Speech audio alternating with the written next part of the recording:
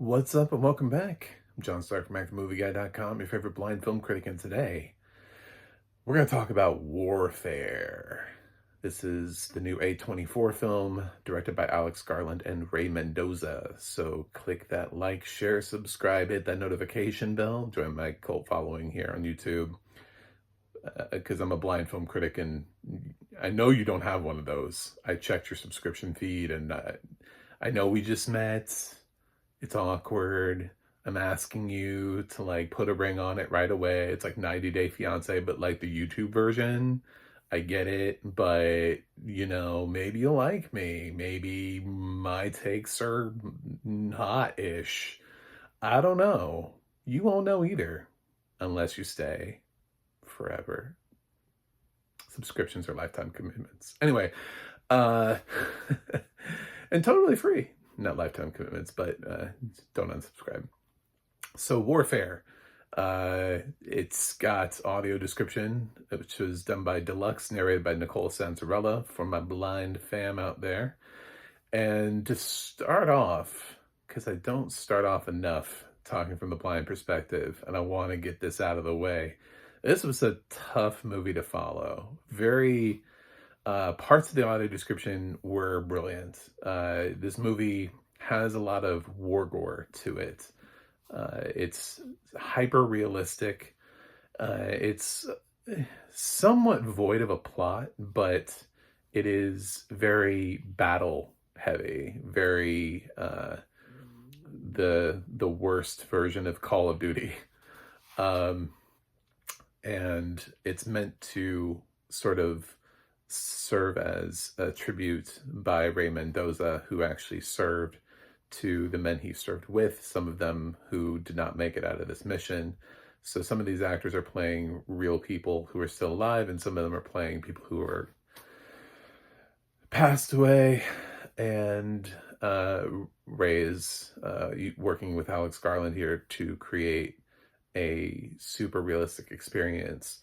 It's something that does feel very A24 in that it's an artistic look at what we can do with cinema rather than meant purely for entertainment purposes. Not that the film isn't good, but it's not like a feel-good movie where you're going to walk out afterwards and be like, wow, that was awesome, and I feel better about myself. But the audio description... it does the old school thing, which I don't think helps the movie here. So we're introduced to people in a very sort of like real world scenario where we don't all use our names right away. You're kind of talking to your friend like you would talk to your friend. So we don't get a lot of names right away. Instead, we get descriptions of characters. And there are a lot of them. There are a lot of different soldiers and translators and stuff. And the cast is pretty spread out. And there isn't, I mean, there's kind of like a couple of more focused leads, but there isn't really a lead. Even the character playing Ray is not really the lead of the film. The lead of the film is the ambush, the battle that they have to undergo. So when you choose to go strictly based off of visual description without giving us character names that we will later get, it sort of creates a disconnection between the dark-haired man and then later on, I don't know, I'm just gonna use like Frank as an example. I don't remember all their names, but I think like one is Elliot. But I was having a hard time connecting the description with the name, and I think the stronger choice would have been to say the dark-haired man Frank, or the scruffy bearded Mark. You know what I'm saying? Like, give me the name and the description so then I can match them, not like later on after we've sort of started to amalgamate all of these people into blind mush, because I kind of just forgot what everybody looked like at a certain point. Some of the actors have been around for a hot minute, so I actually know what they look like Will Pulter. But I don't know what he's grown up to be. It's been a long time. I lost my vision years ago. Will Pulter to me was much younger the last time I saw him. I can't really picture him in like a military movie. So, and some of the other actors, Michael Gandolfini, I always just kind of imagine what James would look like if he was a kid. So, I mean, he's not a kid anymore. He's a growing man. But, so I'm trying to give visual references to those people. And the sad thing about this, and the reason why I talk about this, is that they go to such great effort to pair these people, these actors, with their real life counterparts. And at the end of the film, when you get to the credits, it shows you the actor next to the person that they played, if they're alive. And then if they're not alive, then it's a picture, like a blurred out picture of their face, I guess, to let you know that that was one person who didn't make it. And then it shows like the actor. So it puts them, it's like a photograph of them, but their face is blurred out to show like, not here anymore. So, because they went ahead and did that, and they gave everybody sort of like their moment, they were like person to person to person to person to person. I thought it was really important that we know what these people look like, these actors, because they are a true representation of an actual human being. So to keep that sort of disconnected, their description from their name, and to like put the name in later once it's been used, I don't think that helped. I think every once in a while you have to take the book and throw it out the window. I think you have to know when to do that. This is like Texas Hold'em, no, you know, the gambler, know when to hold 'em, know when to fold 'em. You just gotta know. And this is one of those times where you have to sit there and go, did we truly write the most helpful audio description for a blind to low vision audience? I'm going to say no. Warfare is not going to be on my top list of the year, which is sad, because I think ultimately the war gore was really well described, the battle sequences and stuff. But I had sort of a difficult time pairing the early descriptions with the trickle of names that we eventually get. And then we like get a couple of names, but not everybody's name. And then those people later on will get a name. And it's just kind of like, pick a lane. Can we pick a lane? This feels like a film where we have to pick a lane, you know, like this thing where you go by some old fuddy-duddy bullshit it doesn't work for this. So no, you don't get my thumbs up on the audio description front. It was well mixed. Deluxe usually makes great audio description, so the fact that I'm calling out on the one audio description track of theirs that I didn't like it's not going to be any skin off their back. Normally, everything they do is flawless. I just completely disagree with the choices that they made. Nicole did a nice job narrating. She gave it the reverence that it deserved. Everything else was fine, but when you have a film that it's so important what these actors look like, because they're representing real people, and the fact that they hammer that home at the end, I just would have made a different choice. I would have said, fuck the rules, throw it out the window. So what is Warfare about? It's this team in Iraq. I forget the city, the town in Iraq, but they are doing an operation that goes wrong. It goes against them, and then they end up sort of getting ambushed, and IEDs, and they're trying to call in support, and they're losing men left and right.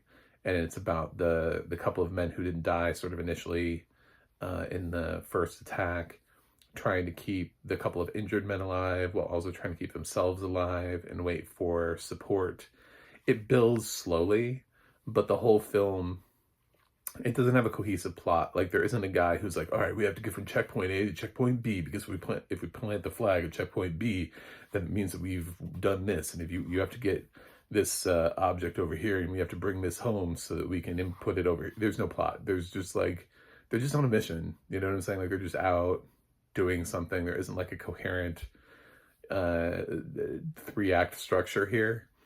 So it's just more like a realistic experience. I think they tried to do this a few years ago with a film called Act of Valor, where they were trying to just give you like, this is what the military is really like.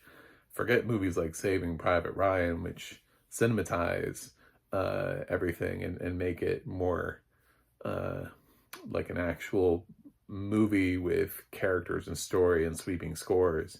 No, Warfare wants to drop you in without, a big bombastic score, and instead really lean in on the sound design, which is phenomenal. That's the one place that will be on my top list, the sound design. I thought the sound design here was great. I'm sure it sounded great in theaters. It really sounds like you're in battle and you're jumping around from character to character. There's one character who sort of has his eardrums blown out, sort of in an explosion, so you get that sort of like ringing sound and that sort of like clouded ear, like you can't hear very well. Like there's a ringing, and he's trying to get his hearing back, and then it'll cut to like not from his perspective, and you can hear the world and people are screaming, but then you hear it from his perspective, and he can only like slightly hear somebody screaming. Very good sound design, and I think probably the best way that I've heard somebody play around with the audience being able to experience deafness. I think since Sound of Metal, I'm gonna go with Sound of Metal. I mean, yeah, we've had like Coda and stuff like that, but we didn't really experience it sort of from their perspective. Sound of Metal was really the one that sort of took on the approach of trying to get you to feel what our main character was feeling, and that's what we do when we sort of like hop around between these characters. So I don't know that there's one actor who stands out. I don't know that it matters that you even know who's in this movie. I just mentioned a couple people because some people need actors and relevance.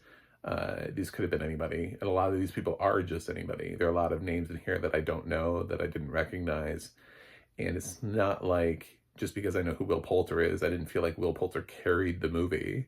I didn't feel like Michael Gandolfini gave a standout performance, or Joseph Quinn. Those are just some of the names that I more immediately recognized.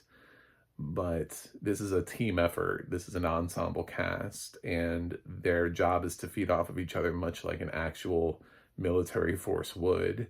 I know I don't look like somebody who would know anything about the military, but let's face it, we all have like family who have done military service at some point.